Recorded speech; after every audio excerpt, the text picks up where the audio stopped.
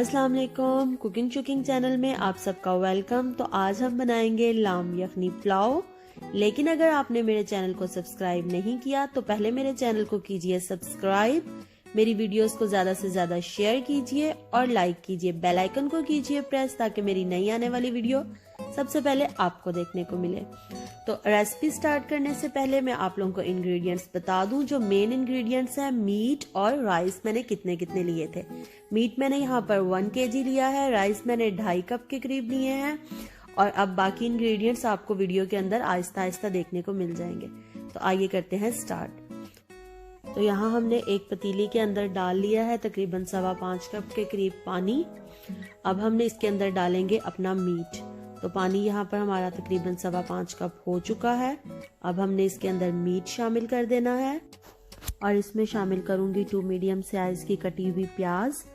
और इसके साथ ही मैंने यहाँ पर 1 टीस्पून के करीब इसके अंदर ऐड करना है नमक, और बाकी का नमक हम बाद में ऐड करेंगे जब हम मसाला तैयार करेंगे। अब इसके अंदर रखने के लिए हमने एक बंडल तैयार कर लेना है। मलमल का कपड़ा या कोई भी कपड़ा ले सकते हैं। यहाँ मैंने दालचीनी का टुकड़ा डाला है और यहाँ पर 1/2 टीस्पून मैंने सौंफ ले ली है, 1 टुकड़ा अदरक का ले लिया है। इसके अंदर मैं 2 बड़ी इलायची ऐड करूंगी, 2 ग्रीन इलायचियां ऐड करूंगी, 6 से 7 लौंग ऐड करूंगी और सूखा धनिया, काली मिर्च और जीरा मैं 1 टीस्पून ऐड करूंगी। और इसको अच्छे से हम नोट लगा लेंगे और फिर हम इसको अपनी यखनी के अंदर रख देंगे।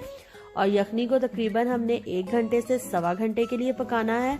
तो इसको अब हम अपनी यखनी के अंदर रखते हैं और फिर मैं आपको बताती हूँ कि इसको कितनी देर लगती है हमारा टेंडर होने में। अब हम मिलते हैं तकरीबन 1 घंटे के बाद। तो जी यहाँ पर हमारा हो चुका है 1 घंटा। अब हम देखेंगे हमारा मीट टेंडर हो चुका है या नहीं हुआ। तो इसके बाद अगर हमारा मीट यहाँ पर नहीं गला होगा तो हमने क्या करना है, इसको 15 मिनट के लिए और दम पे रख देना है। और यहाँ पर मैंने हीट जो है वो मीडियम की थी, ना तो बहुत स्लो की थी और ना हाई की थी, मीडियम हीट पे मैंने इसको बनाया है। तो अब यहाँ पर मैं हाथ की मदद से देख लेती हूँ ताकि मुझे अच्छे से पता चल जाए।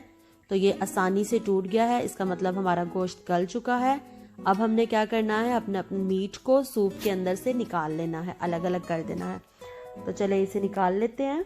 यहाँ पर हमने मीट निकाल लिया है, यखनी अलग कर ली है और इसके अंदर जो पोटली थी उसको मैंने थोड़ा सा पानी लेकर एक कटोरी में अलग से रख दिया है ताकि उसके अंदर जो जायका था वो निकल जाए। अब हमने यहाँ पर एक पतीली ले ली है, इसके अंदर अब हमने डालना है ऑयल। यहाँ पर मैंने ऑलिव ऑयल यूज किया है तकरीबन 1/2 कप। आप चाहें तो आप इसको घी के अंदर भी बना सकते हैं। इसके बाद मैंने इसके अंदर 1 टीस्पून डाल दिया है अदरक का पेस्ट, और आप चाहें तो आप लहसुन का पेस्ट भी डाल सकते हैं।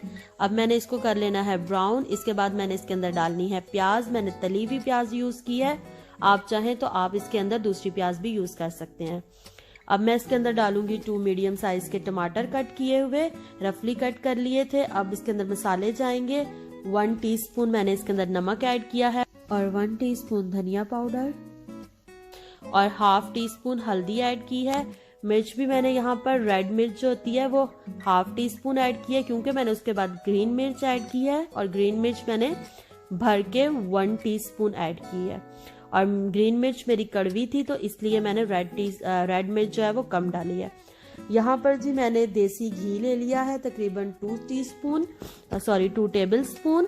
तो अब मैंने इसको हीटअप करना है। जब ये हीटअप हो जाएगा तो इसके अंदर मैंने खड़े मसाले डाल देने हैं, यानी जो हमारे गरम मसालों के अंदर मसाले होते हैं, कड़ी पत्ता और जीरा, और थोड़ी सी मैंने इसके अंदर डाल दी है दालचीनी। इसको मैंने अच्छे से कर लेना है फ्राई। और जब ये फ्राई हो जाएगा तो इसको हमने जो हम अपना मसाला तैयार कर रहे हैं पुलाव के लिए उसके अंदर डाल देना है। इससे क्या होगा कि आपके पुलाव में बहुत अच्छी सी खुशबू आएगी।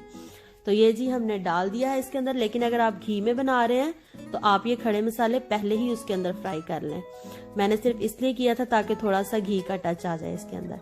तो अब हमने इसके अंदर गोश्त डाल दिया है। जब तक ये ऑयल नहीं छोड़ देता हम इसको भूनते रहेंगे। अच्छे तरीके से आपने इसको भून लेना है कि इसका ऑयल जो है वो सेपरेट हो जाए। तो यहाँ पर तकरीबन इसको लगेंगे 10 मिनट्स, 10 to 15 मिनट, इससे ज़्यादा टाइम नहीं लगता। अब मैंने इसके अंदर केवड़ा वाटर डाल देना है। तो यहाँ पर मैंने सिर्फ ये 1/2 टीस्पून डाला है, बहुत ज़्यादा नहीं डालते। इसकी खुशबू बहुत प्यारी होती है तो सिर्फ हम इसको फ्रेगनेंस के लिए डालते हैं। अब हमने क्या करना है, यहाँ पर जो हमने वहां पानी निकाल के रखा था यखनी वाला, अब वो यखनी हमने इसके अंदर डाल देनी है। क्योंकि मेरे पास 2.5 कप चावल थे तो मैंने इसके अंदर 5 कप यखनी ऐड कर देनी है। यह आपके चावलों के ऊपर डिपेंड करता है कि आपके चावल कितना पानी लेंगे। अब मैंने जो इसके अंदर पोटली बना के रखी थी, जो उसका पानी है वो भी मैंने इसके अंदर डाल दिया है। अब हम इसको दम देंगे और तकरीबन 10 मिनट लगेंगे और ये बिल्कुल रेडी हो जाएगा। तो यहाँ पर चावल को मैंने आधा घंटा पहले भिगोया था, आप भी चाहें तो आधा घंटा पहले भिगो के रखते हैं। तो यहाँ पे जी 10 मिनट पूरे हो चुके हैं और इसको ये पानी जो है उबलने लग गया है। अब हम इसके अंदर अपने चावल डालेंगे। चावल जो कि मैंने धो लिए थे और अच्छे तरीके से उनका पानी निकाल लिया है। अब हमने सारे चावल इसके अंदर डाल देने हैं और फिर हमने इसको, अभी यहाँ पर हमने क्या करना है, अपनी हीट को मीडियम नहीं करना, ना स्लो करना है ना मीडियम, हमने हाई हीट पे इनको पकने देना है जब तक कि इनके अंदर बबल्स ना आ जाए। तो यहाँ पर बबल आने में तकरीबन 10 से 15 मिनट लगते हैं। तो अब हम देखेंगे इसको 10 से 15 मिनट के बाद, बीच बीच में देखते रहिएगा इसे।